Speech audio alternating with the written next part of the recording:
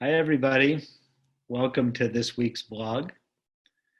And it's really been great on the membership calls. One of the things I was aware of today was just the value of being seen.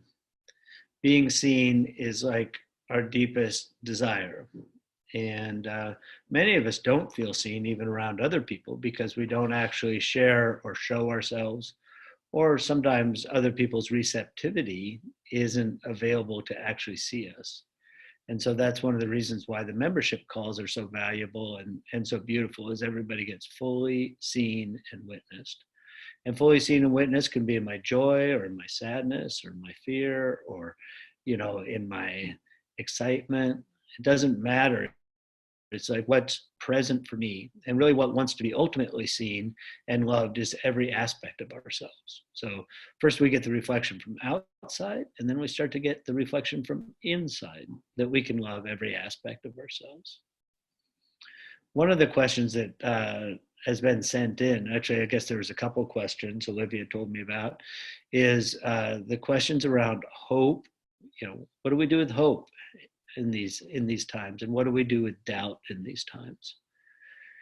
And neither one do I find are very helpful. Hope is a way of disconnecting and looking for something to happen to make us feel good. And doubt is the same thing as trying to protect ourselves from, imagining a good outcome, or, so we won't be disappointed. I think the most valuable thing is seeing clearly.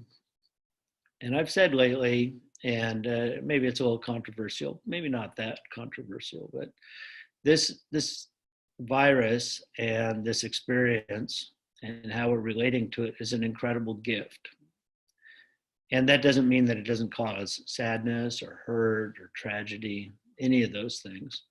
But as far as Mother Nature's forces is compared to a giant meteor striking, like happened to the dinosaurs, or World War, or these kind of things, is this is on the milder end.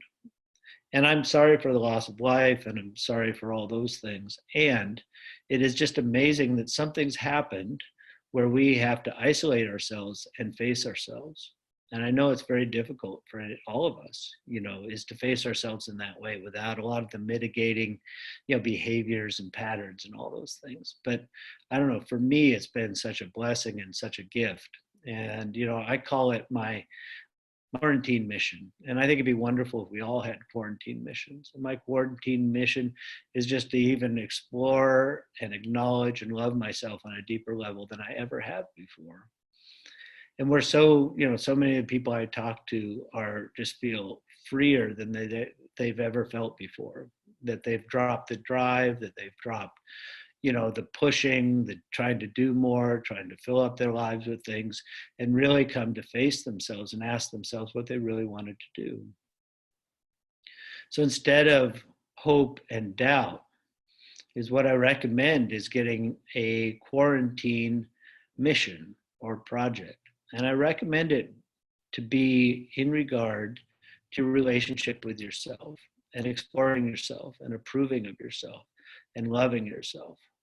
And we can have all sorts of imagination about how this is going to turn out, or the global impact, or the political impact, or the economic impact. But frankly, that is all out of our control. And even the experts and everybody has no idea. Hope and doubt are a response to fear. And there's nothing wrong with fear. We all feel fear.